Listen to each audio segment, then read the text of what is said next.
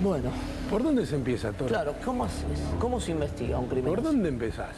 ¿Por dónde? En principio la policía debe estar en este momento ubicando todas las cámaras de seguridad, bien las de los servicios públicos de seguridad, bien las privadas, para ver si pueden establecer de alguna manera el paso de la víctima o de otras personas que hayan ido al lugar. Luego, estudiar en las empresas de telefonía celular qué celulares estaban operando en esa celda Ahí en ese momento. Porque son poquitos. Claro, es una zona de acampada. En ese momento. Luego ver quiénes son los titulares de los celulares. Luego están interrogando testigos en procura de hallar móviles posibles. De concepto, ¿no? Gente que diga se peleaba con tal, tenía problema con Yo tal. no quiero avanzar en este tema porque inclusive es odioso para la memoria de la víctima, pero ayer, por ejemplo, había un móvil posible con relación a un problema de tipo familiar que evidentemente está... ¿El tema de herencia?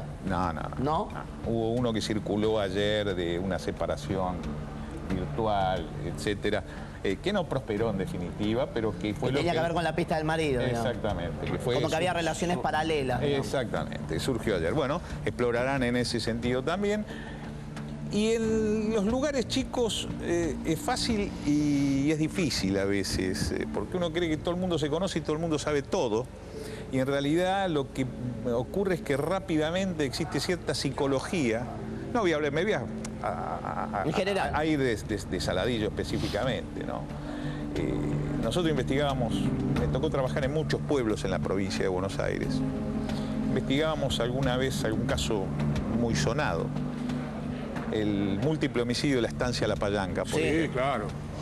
Y año 92, ¿no? Parábamos en el único lugar que teníamos para alojarnos, todo el equipo de policía científica que tenía, era un motel en la ruta, que era utilizado como motel de paso y también para parejas. Y estábamos desayunando una mañana antes de ir a la estancia, que era donde procuramos el hallazgo de evidencia, y se nos acerca, ya habíamos estado trabajando el día anterior, todo el día, se nos acerca el dueño del lugar y nos dice, pero ¿por qué no le preguntan al pueblo de Villegas para saber quién es el criminal? ¿Para qué están haciendo estas cosas? Que nos veían nosotros con los equipos, con microscopios. Sí, con la ciencia, ¿no? Claro, pregúntenle al pueblo. El pueblo ya había decidido quién era el autor del hecho. ¿Quién había decidido? Ya había decidido quién era el autor del hecho, que era un conocido actor de televisión. Marco Estel. No quería dar nombre, porque se nombraba en aquel para no momento estigmatizar a Marco Estel, sí. Que estaba de novio con una de la única sobreviviente de la familia Llanoglio y que pasaba a heredar, que no tenía absolutamente nada que ver, pero ya se había instalado. Entonces, a ver, hay que tener mucho cuidado con esto, ¿verdad? Por eso, a veces, insisto, a veces... pueblo chico, infierno grande. A veces es muy fácil porque si la línea investigativa realmente, de alguna manera, coagula por ese lado, está bien, pero si no...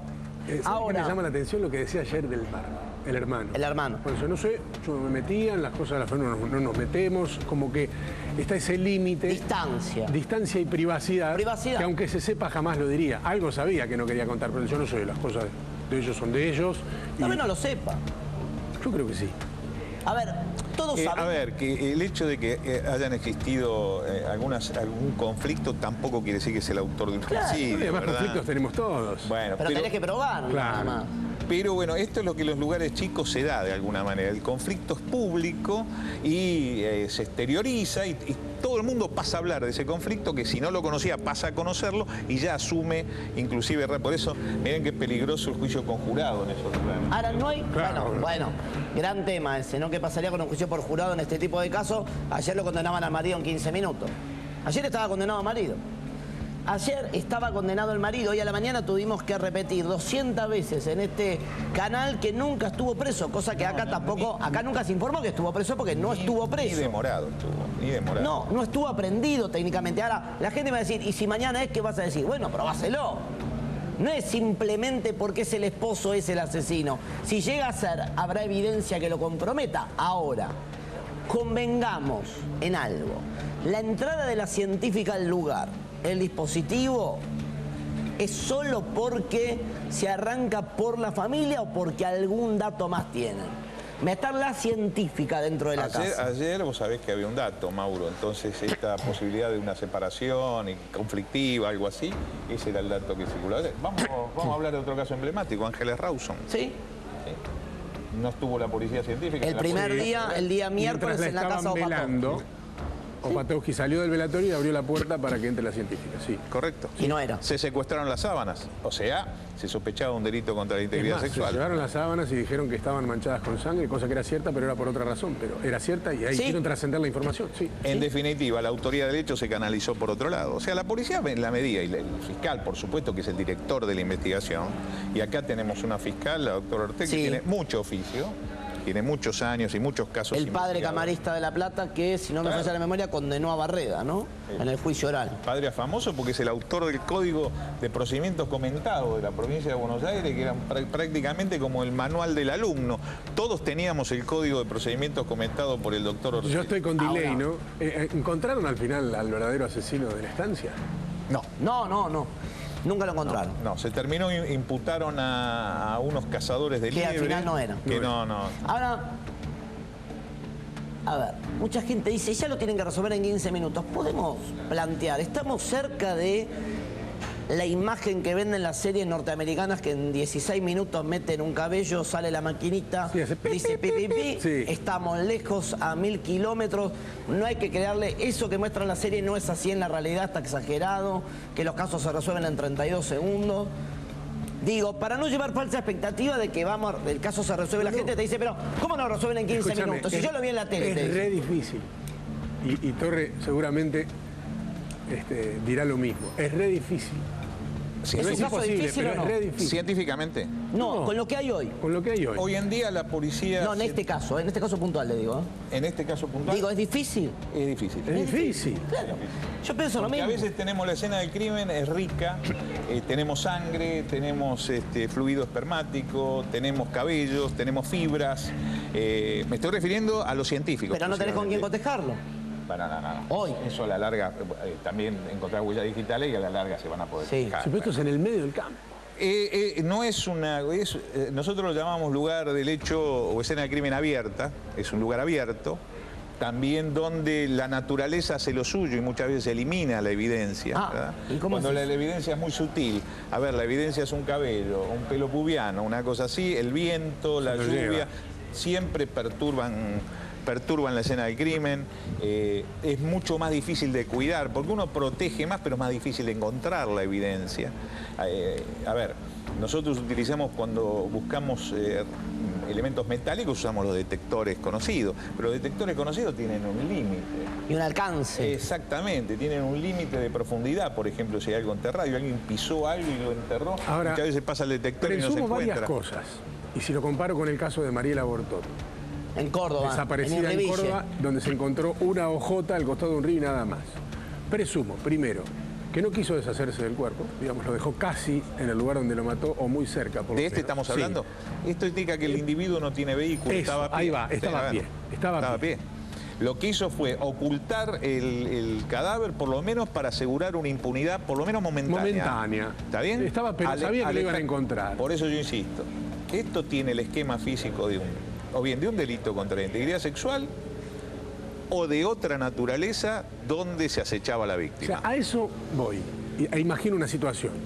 Alguien que la veía caminar habitualmente, si es que no es de su círculo, y que empieza a pensar, a fantasear con alguna posibilidad que desconozco, pero que ya sabía qué hora pasaba, ya sabía qué camino tomaba y que sabía dónde esperarla, y que probablemente hasta se cruzaban algún saludo, que hubiera generado algún Teoría tipo de de las confianza actividades rutinarias, lo que con le el estaba paso del tiempo. Por Ojo lo que tanto, tengo- la ataca, la mata Sí. y la deja ahí, como dice Torre, porque estaba a pie, muy probablemente. ¿No? Ojo seguro. que tengo un dato Sí. que puede cambiar la historia. Presta atención, Nicolás. Data de muerte. A ver, Atentos. Es información de último momento que tiene que ver con la data de muerte que se presume en esta historia. Cambia todo, ¿eh? A ver. La data de muerte que arroja el informe forense que la fiscal valida y que tiene en sus manos, escuchen bien, ubica la muerte entre las 9 de la noche y las 2 de la madrugada de ayer. sí cambia todo. Reiteramos, data de muerte, el primer dictamen forense, ahí empieza una gran discusión, la preservación, el tiempo, el frío, Pérez, nos vamos a meter en ese tema. Ya pone carita, Torre. La data de muerte, y lo comparto con usted acá, es entre las 21 del día 14 y las 2 de la madrugada del 15. Y si es así, ¿dónde estuvo? Ojo con este dato. ¿Puede haber imprecisión?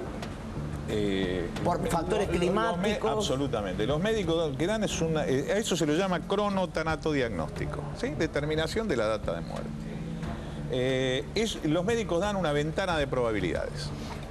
Yo no dudo de... El médico tiene que informar lo que ve. Sí. Él ve una serie de signos cadavéricos, a ver, ve si la rigidez está instalada, si la rigidez se está desinstalando o todavía se está instalando, si está absolutamente instalado. Eso le dan unos parámetros horarios. Ve las livideces cadavéricas, si están fijas. Livideces me refiero a, para que se comprenda, la acumulación por gravedad de la sangre. Va hacia abajo. Busca, por cierto, por gravedad, busca el contacto generalmente con el piso, ¿verdad? Por eso en el ahorcado lo encontramos en las manos o en los pies, la lividez, ¿verdad? Fluye a través de los vasos y va a parar a los lugares más bajos. Si están fijas, le dan un dato más sobre la data de muerte. La temperatura va bajando en los primeros... Si movieron el cadáver también se sabe. Claro. Pero cambia todo. Yo voy a contarle un caso donde a mí me ha tocado trabajar. Otro caso emblemático, el de Solange Gravenheim. Sí. 7 médicos. Giraron el cuerpo, dicen. Sí, lo giraron. Eso no hay duda porque le quedó marcado un encendedor. Bien.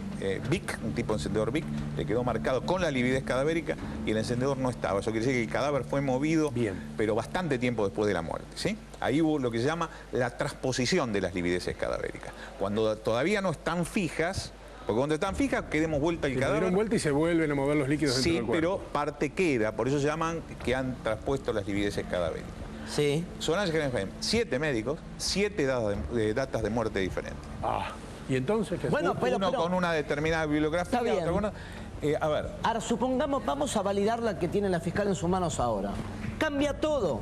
Vamos a reiterar la información, es alerta en C5N. La data de muerte que maneja la fiscal Patricia Ortel como conclusión forense que le entregó hace instantes la asesoría pericial de La Plata, ubica la data de muerte, repetimos, entre las 9 de la noche, hoy es miércoles, ¿sí? Entre las 9 de la noche del lunes y las 2 de la madrugada del martes, con lo cual la mataron, de acuerdo con esta data que puede cambiar y que va a ser discutida. Y que Torre dice 7 diagnósticos distintos. No, pero en otro caso. Pero allá las variantes eran de muy pocas horas y eso colocaba a la chica que fue adentro o afuera de la escena. Dentro o fuera de la escena. Pero ¿saben qué estoy planteando? ¿Por cuánto se le puede esta es la data de muerte, ahora vamos a discutirlo eso, pero si esta es la data de muerte, el marido hizo la denuncia 19-20. Estaba cuando viva. El marido denunció estaba viva. Estaba viva. Es más, desde el momento en el que el marido hace la denuncia, 19-20, todavía vivió de mínima con esta data de muerte 1 hora 40 más. Entonces la pregunta que se hace Fabel es la que yo me hacía hoy. Si la data de muerte no es cotemporal al momento casi instantáneo de la desaparición, ¿la tuvieron secuestrada o estuvo en un lugar por su voluntad y la terminaron matando más tarde? Te agrego un dato más, que había quedado descartado la noche anterior, que a lo mejor ahora empieza a tener valor. La policía rastrilló ahí, la noche anterior, y no encontró nada. Nada. ¿No la vio o la llevaron después? Yo creo que es especular en ese sentido. No, ¿verdad? obvio, son preguntas. Habrá que hacer jugar esto con la temperatura que hizo esa noche en ese sitio. No nos olvidemos que hemos asistido a una semana de noches muy frías. Frescas, sí. Muy frías. No, estamos hablando del campo, estamos hablando de frío. Sí. Es frío, hay que ver si hay fauna cadavérica, hay que estudiar todos los... Y siempre ¿Fauna estudiar... cadavérica qué sería? ¿Que haya sufrido ataques compatibles? Claro, lo que se llaman insectos. insectos necrófagos que generalmente hormigas, por ejemplo, que atacan el cadáver, u otros que depositan los huevos, si ha iniciado algún periodo de composición. Hay que estudiar todo el contexto. Si así fuera y se acredita este cronotanatodiagnóstico, entonces deberíamos abandonar la idea del delito contra la integridad sexual y esta mujer ha estado privada de la libertad. Por eso digo, otro sitio. pero Torre, a ver. Digo privada de la libertad, te explico por qué, Mauro. A ver. Porque sabemos que tenía que ir a buscar a su hija después. Sí, pero digo, estoy pensando mientras charlamos, cambia todo. Cambia todo. O sea, Si este informe forense se convalida y la muerte fue, porque seguramente, insisto, va a ser revisado, esto es lo que maneja la fiscal hoy, Ahora, sí, de primera ahora. mano. Si la mataron entre las 21 y las 2, te cambia posible móvil. Y a ver, te reformulo una pregunta. ¿Dónde estuvo desde las 3:30 hasta las 9 de la noche, como mínimo, que es el horario más corto de data de muerte? ¿Estuvo en un lugar por su voluntad? ¿Se encontró con alguien? ¿En ese encuentro pasó algo? ¿La termina matando y oculta el cuerpo en el nosotros lugar? como periodistas nos faltan detalles. A Saben todos. si tenía marcas en las muñecas, en los tobillos, señas de haber No estado había atada. hasta ayer. No, yo creo que me gustaría No lo sabemos. conocer cuál es la data de muerte que dio el médico que estuvo en el lugar. Este es de autopsia. Lo que vio. Tiene razón usted. Claro. El médico que estuvo en el lugar. Claro, si él te dice, está tirada acá desde ayer. No, no, pero claro, el médico da una data de muerte. Está bien, pero la autopsia se hizo... Está bien, yo sé dónde va Torres. Déjame preguntarle La otra autopsia vez. se hizo, pará. ¿Por cuánto le podemos cerrar? ¿Por cuánto se puede dar? No es mala la pregunta. No, depende. Un famoso... 4 horas. Tengo tiempo de contar una Claro, historia. contá. Un médico forense norteamericano muy conocido que ahora tiene una granja de cadáveres porque se dedica, como los cadáveres que se dan a la Facultad de Medicina, de indigentes, Granja qué de sé yo, cadáveres. sí, para estudiar la cronotanatodiagnóstico precisamente. Una persona haciendo un pozo en Estados Unidos, compra una casa, se pone a hacer un pozo, no sé si para plantar algo, y yo encuentra un cadáver. El médico va, comienza a examinar el cadáver, que ya estaba reducido a huesos, pero con sus prendas, y calcula que lleva 6 o 7 meses de muerto en el lugar. Luego, parte de las prendas que tenían, quien tiene el mejor laboratorio para trabajar sobre fibras de ropa es el FBI. El FBI determina que esa fibra correspondía a una época anterior al 1900 y que en realidad era más o menos de la época de la Guerra Civil Norteamericana. No, porque la historia sigue. En realidad en ese sitio, donde ahora había un pueblo construido, había una batalla, había ocurrido una batalla de la Guerra Civil Norteamericana y ese cadáver que estaba ahí era de un coronel Shee, el coronel Charles Shee, que era un coronel del ejército confederado que había muerto en combate y se lo había enterrado en el lugar. Ahí. Entonces, este médico, asumiendo el error, inclusive en la foto en una foto aparece con el cráneo del coronel Shee, ¿verdad? Porque después lo identificaron por el ADN. ¿Sí? Él dice que cada vez que se sienta ahora en un juicio, le pregunta, doctor, ¿cuál era la data de muerte? Acuérdese que la última vez se equivocó por más de 100 años. ¿Está bien? Entonces, yo estoy dando un ejemplo extremo. Sí, pero con eso nos quiere decir... No, pero hablemos Nadie puede asegurar, hablemos de la confusión que se genera. Hablemos de un caso criminal muy conocido por todos ustedes que ha tenido alguna noticia esta semana. El abogado Cristian Vázquez. Sí. Sí. Desaparece. Espere que le quiero agregar algo. También de último momento, porque los forenses dan otra explicación. A ver. Vamos a repetir, porque Dale. esto es todo último momento. Limpia. Pasa en Vamos limpio. a pasar en Pasa limpio, en limpio. sí. Data Y nos nueva. está ayudando con el videógrafo aquí nuestros compañeros de producción. La mataron de acuerdo con el dictamen forense de la asesoría pericial La Plata, entre las 9 de la noche del lunes y las 2 de la madrugada del martes. Bien, pero, y este dato es importante, Torre, confirman los forenses que tenía golpes en el cráneo, en la cara y en otras partes del cuerpo que la pueden haber dejado en estado de inconsciencia previo a la muerte. Con lo cual, pregunto, Quedó escenario golpeada, posible, agonizó y la murió a la atacan noche. 3:30. No, porque está muerta estrangulada. Ah, El mecanismo de muerte es otro. ahí está. No, entonces no. No, que la pueden haber... No, a ver, lo que los médicos están indicando por los golpes que ven en el cráneo, que seguramente han encontrado inclusive algún hematoma sutural o algo así. ¿Qué es lo que están indicando? Que puede haber estado en algún sitio en estado de inconsciencia. Y que cuando la despertó, la luego- terminó estrangulando. no, y luego el mecanismo de muerte es por estrangulamiento. Pero pudo el haber mecanismo pasado. de muerte es afíctico. La golpean. El criminal la presume muerta. Está un par de horas en un lugar, la ve con vida y la termina estrangulando. Es un escenario. Tenía golpes. Es una especulación. Es un dato una nuevo. posibilidad. Los golpes no estaban. Tenía golpes. Tenía golpes, pero no estaban. Había golpes que ayer el forense decía parecían... no son determinantes. En esto coincidimos. La mecánica de muerte o la técnica criminal es el estrangulamiento. No fueron los golpes los que lo mataron. El abogado Cristian Vázquez desaparece. Se formula la denuncia, se investiga, la policía revisa la casa. En la casa se había producido un disparo con una pistola de calibre 40 y se encuentran huellas digitales. Las huellas digitales a la postre resultaban ser de los secuestradores, que eran 2 policías. Confiesan que ellos lo habían secuestrado, pero nada más. Se hacen cargo del secuestro. Finalmente, de la muerte también de Cristian Vázquez. Ahora, ¿cuál es el problema? A Cristian Vázquez lo encuentran recién una semana después en Ezeiza. Me acuerdo, cerca de Laras de la Policía Federal. Los médicos revisan el cadáver de Cristian Vázquez y ¿qué dice la autopsia? Data de muerte entre 24 y 48 horas. ¿Cómo puede ser? Y estos individuos habían confesado días antes. ¿Y entonces? Por lo tanto, pero ustedes vean el problema desde el punto de vista jurídico. Cambia Si todo. la justicia asume que murió hace 48 horas, por Los más tiene que confiesen liberar. el Tienen que homicidio... No, es que estaban detenidos. Los tenía que encima. liberar. Estaban detenidos, entonces es el delito imposible para ellos. Entonces se ¿Qué hizo una ocurrió? nueva autopsia, ¿no? No, ahí se solucionó el tema por otro lado. ¿Qué ocurrió? El aspecto cadavérico de un cadáver de 24 a 48 horas en Ezeiza, donde apareció el cadáver, había hecho esos días un frío extremo. Se mantuvo. Se había mantenido como si tuviera estado... Pero ¿qué pasó?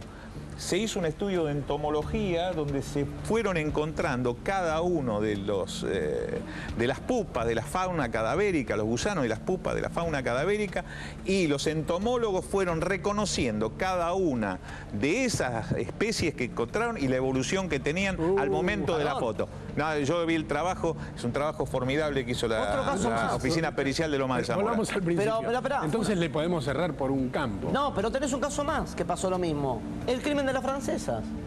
El día que aparece muerta, me acuerdo que después hubo 2 fechas que... Salta. Claro, en Salta, la diferencia era de 15 días. Ahora, vamos a pensar con los elementos que tenemos. Dicen los forenses, murió estrangulada.